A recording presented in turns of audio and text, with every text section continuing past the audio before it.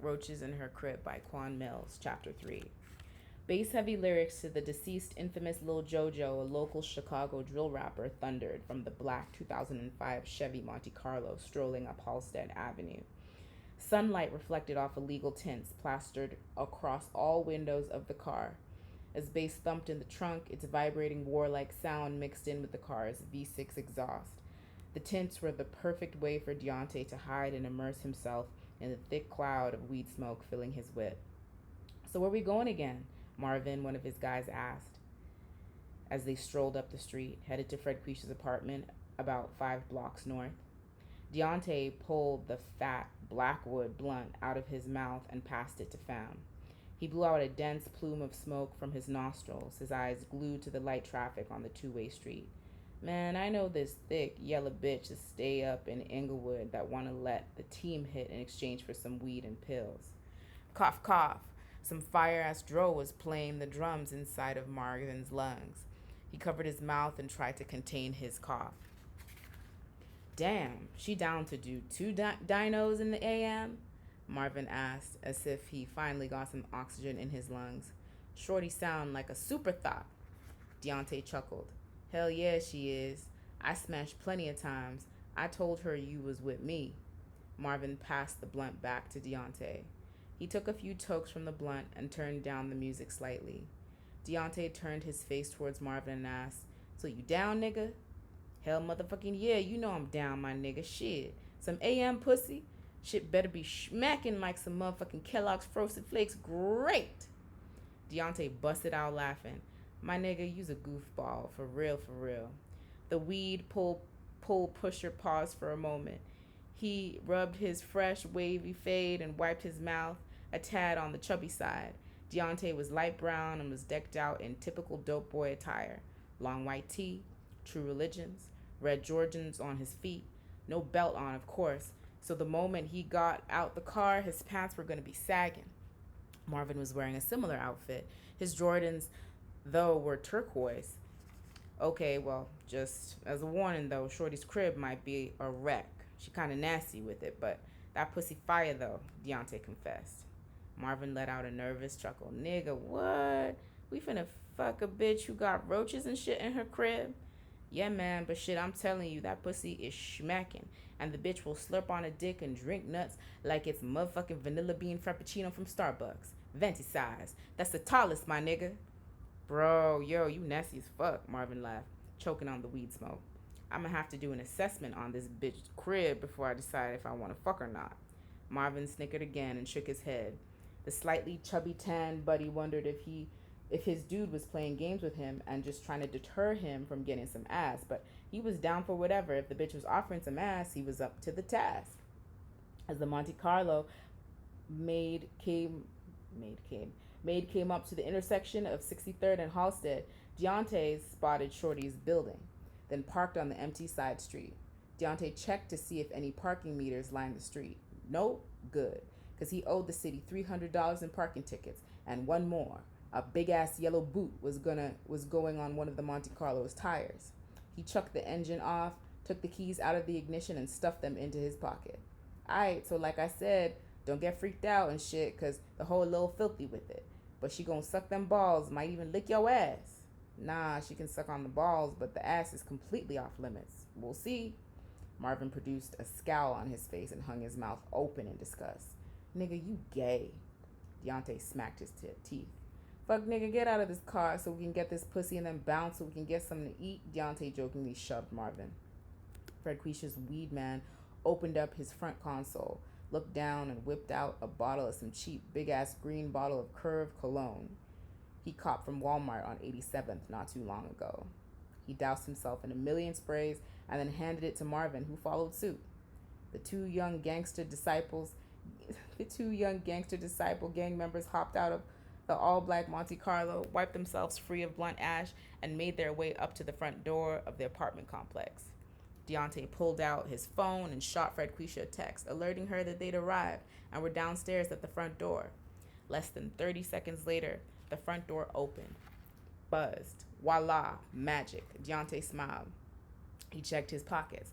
One last time to make sure he brought his stash of OG, Kush weed, and XTC pills with him. Once he felt he had everything there, he pushed the front door open and led himself and Marvin through. The duo made their way up to the second floor of the apartment building. They trekked down the cigarette smelly hallway to apartment 3B. Arrived. Knock, knock, knock. Frequisha jumped at the sound of the three thuds pounding her door. She quickly pulled herself up from off the couch, rushed through the cluttered living room, and made her way to the front door of the apartment. She swung the door open, and there stood Deontay with a huge grin daubed across his face, along with the more nonchalant, slightly nervous looking Marvin. What's up, little mama? Got your kids out for the motherfucking weekend and shit, I see. Shit, you already know. Couldn't wait to get their asses out. They be so damn era. Era was a Chicago nigga way of saying irritating. Deontay was a local, small-time dope boy from Roseland neighborhood, standing at around 5'11". Deontay, although on the chubbier side, had this semi-linebacker build to him. Marvin was built similarly. Come on in. Place a bit messy, but fuck it. Y'all gonna be here. Y'all ain't gonna be here that long anyways. Frequisha led the two gentlemen in and then slammed and locked the door.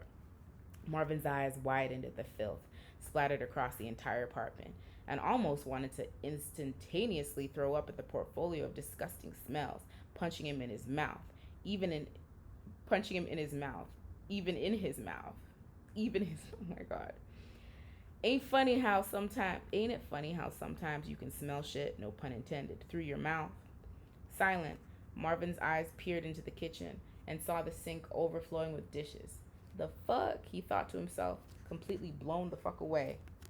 He truly thought Deontay was fucking with him about the condition of Fred Quisha's apartment, but he obviously wasn't joking. This bitch needed Iyanla Van Zant to come and give her a reality check into the depth of her filth. Marvin looked down and instantly snapped. Ah, stomp, stomp. A roach ran across his shoe and he screamed, quickly trying to kill it. Deontay looked at Marvin, slightly embarrassed. Bro, chill the fuck out. It's just a fucking roach. You scared of roaches, pussy nigga? Man, fuck you. That roach was the size of a cat. Little nigga tried to run up in my pants and shit. Boy, bye, Frequisha lightly roared and rolled her eyes. Where's you from anyways? Ain't you from the hood too? Man, I'm from Southside, 71st and Jeffrey, but what? You ain't seen roaches? Ain't seen a roach before? Nigga, you a lie. I mean, I've seen a roach before, just not 1,000, Marvin joked. Anyways, Frequisha, slightly annoyed, rolled her eyes and huffed. But just that quickly, she changed her disposition, smiled, and stuck her tongue out. So what y'all on this weekend, Frequisha asked. Shit, nothing. Same shit, different day, Deontay replied. I bet. Anyways, y'all want something to drink? I got some vodka. I also got some Hennessy in the cabinet. Nah, I'm good, Marvin quickly replied. Deontay smacked his teeth. Let me get some of that Henny. Go get the Henny, nigga, Deontay instructed Marvin. I said I'm good, bro. I know you said you good, but I ain't. Go get it so I could roll up this loud, fuck nigga. Yo, Frequisha, which cabinet it in? Deontay, sensing Marvin's disgust with the condition of the apartment, was low-key fucking with him. He wanted to throw his ass deeper into the filth by exposing him to the abomination that was lurking in the kitchen. In the right cabinet next to the sink. There's some cups there too, Frequisha replied.